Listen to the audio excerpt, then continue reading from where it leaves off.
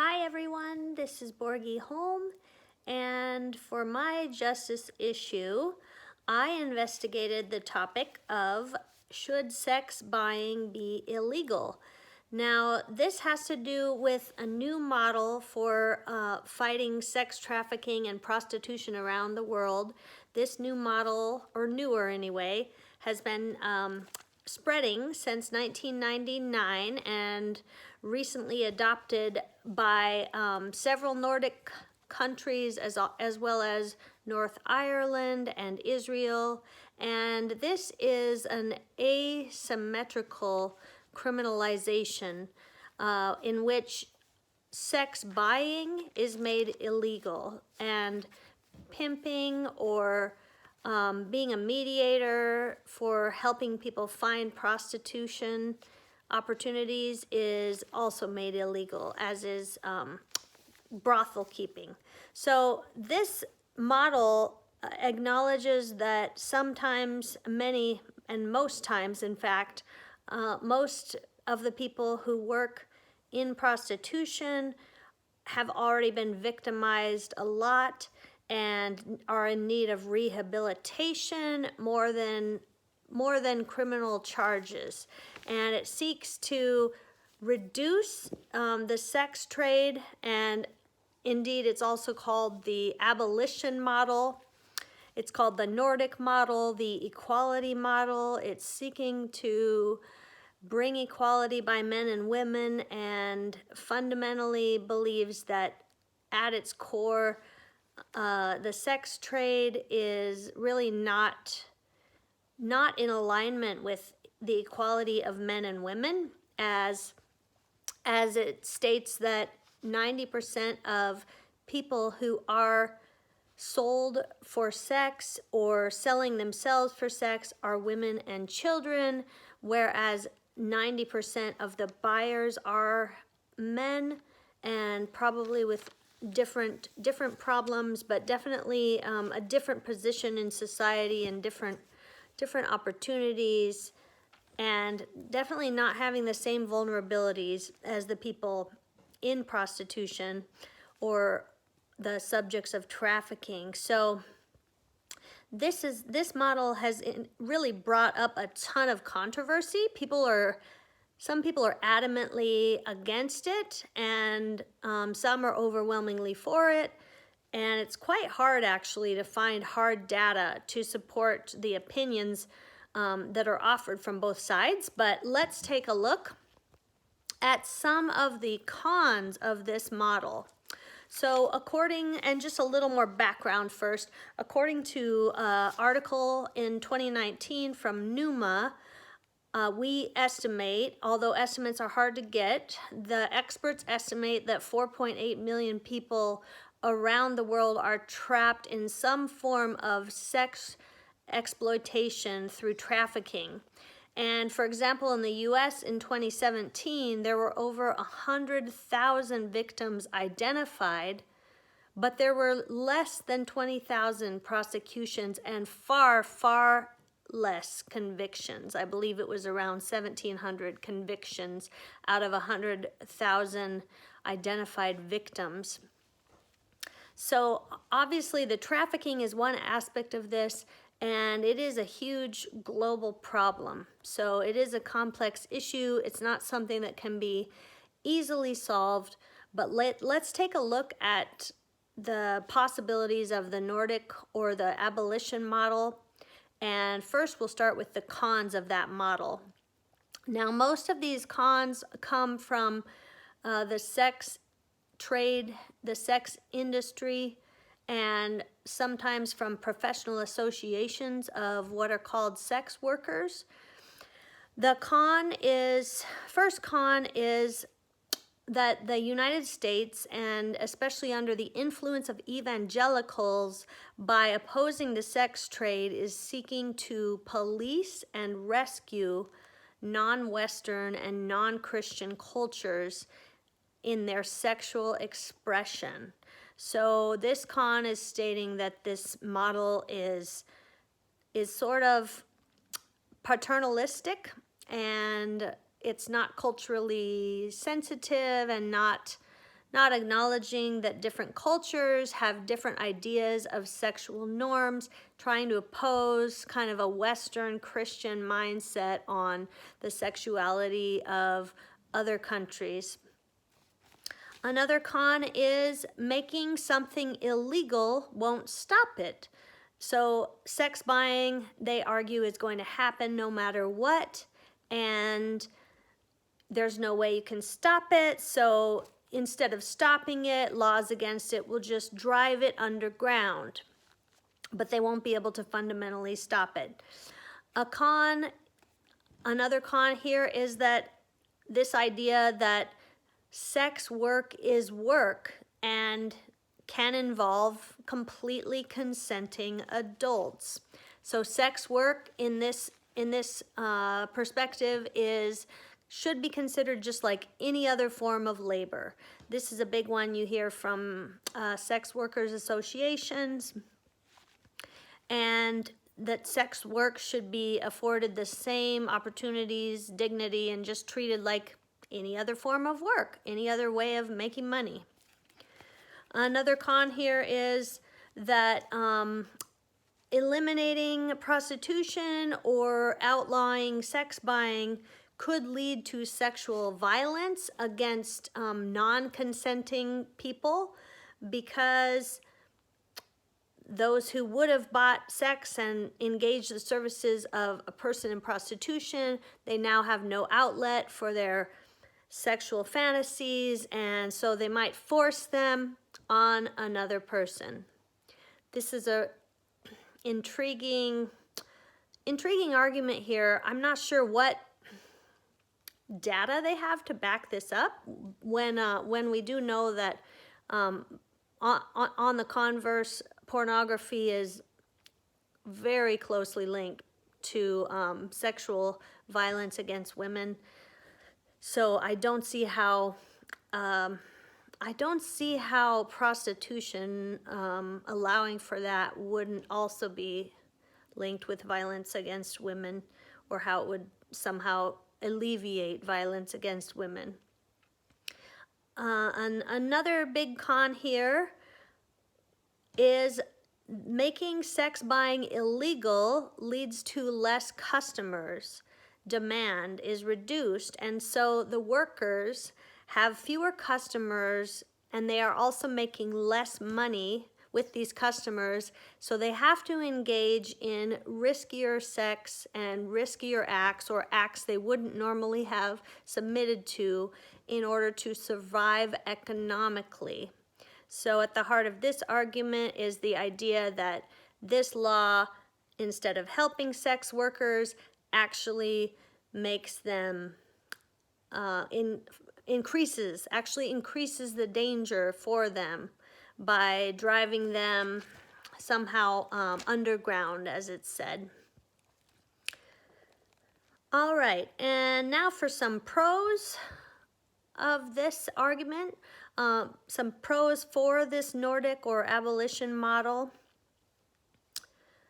A pro is that making something illegal sends a strong societal message about what we find acceptable. And at the heart of this is the idea that people are not for sale. International Justice Mission talks about sex trafficking and says that in sex trafficking, human value and worth are equated with our participation in the system of money. And intrinsically, sexuality should not be something that can be bought and sold. People should not be something that can be bought and sold. Another pro for the Nordic model is that it has been shown to reduce trafficking and sex buying.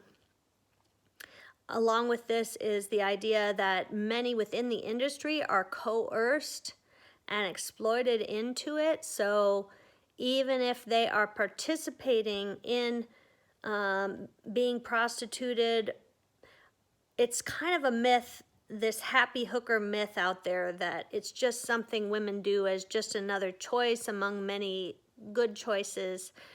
And the data doesn't really support this. So a pro is that it's reducing this trafficking and sex buying behavior, which really jeopardizes and dehumanizes women and the children that are involved with it.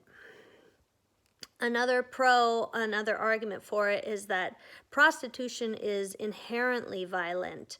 This argument says that if a sexual act was truly consensual, no one would need to offer money for it.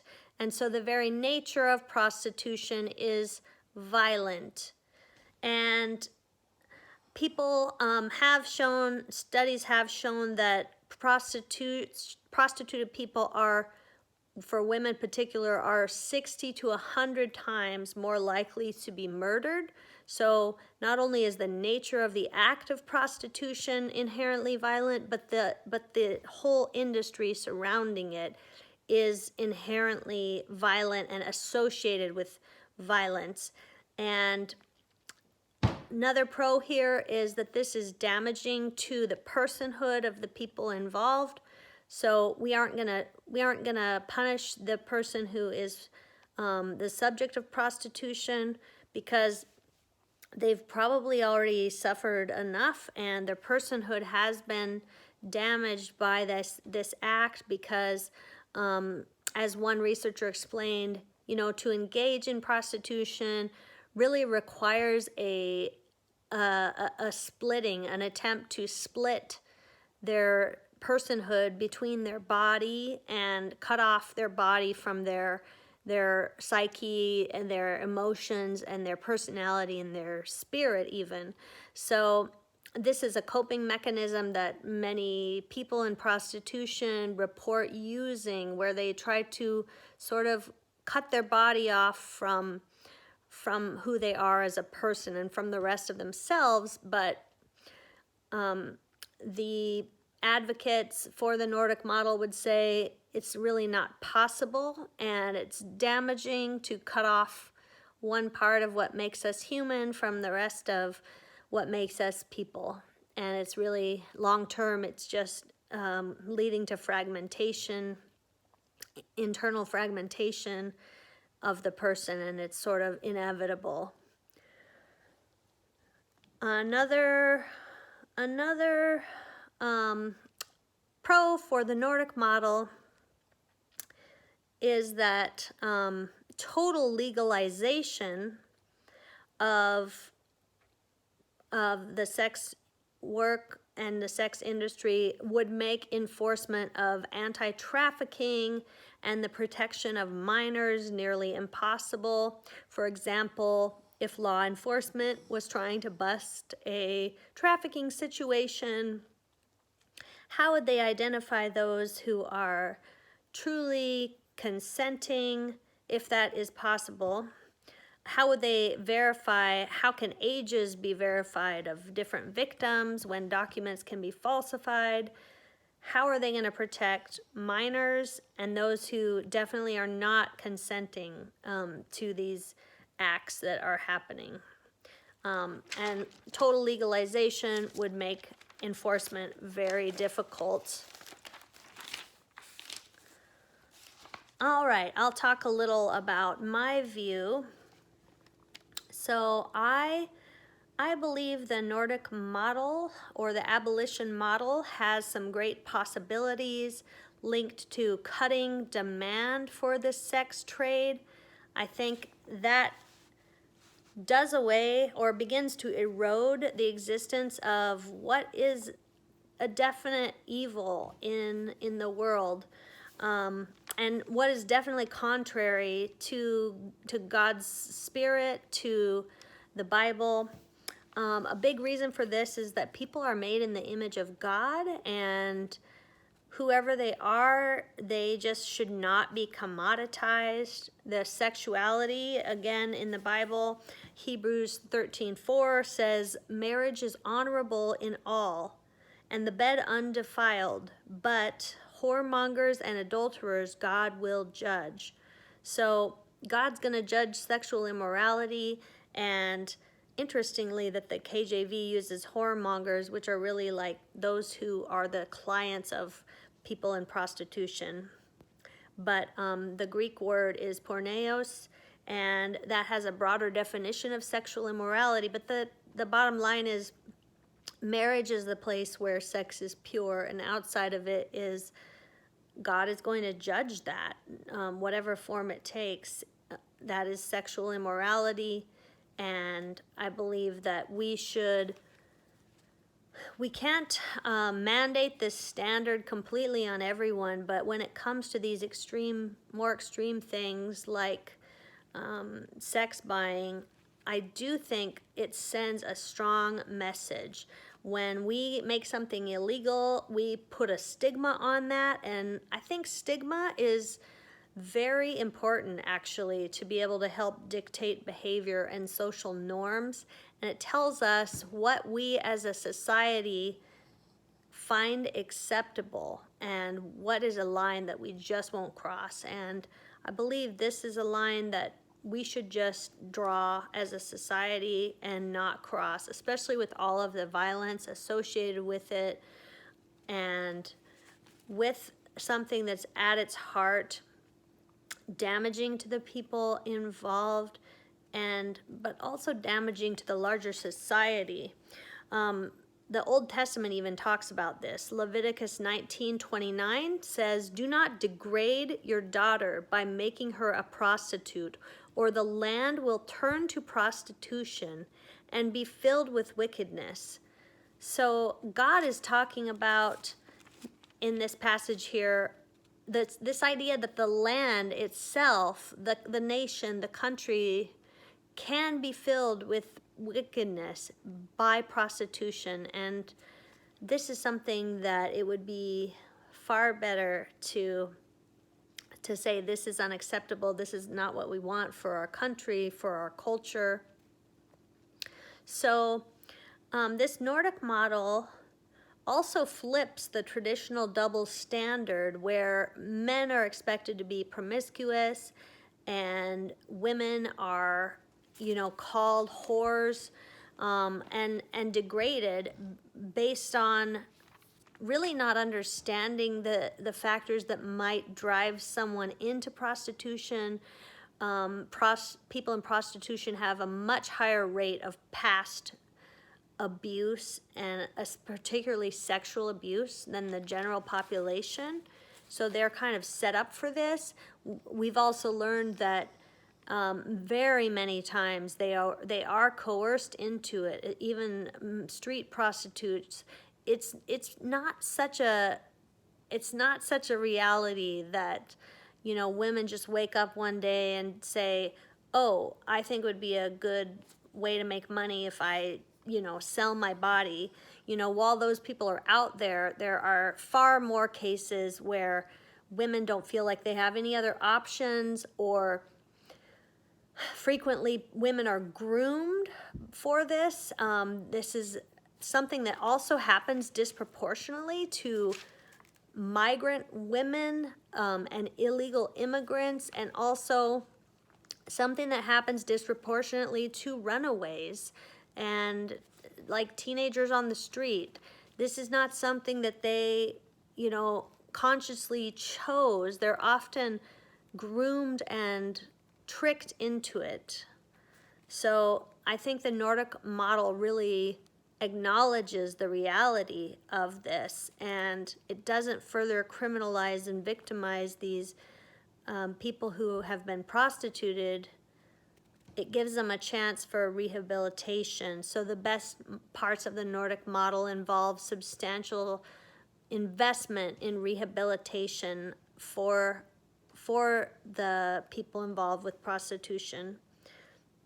Another reason I'm for this model is there are just better answers out there to poverty than saying that it's fine to buy people for sex.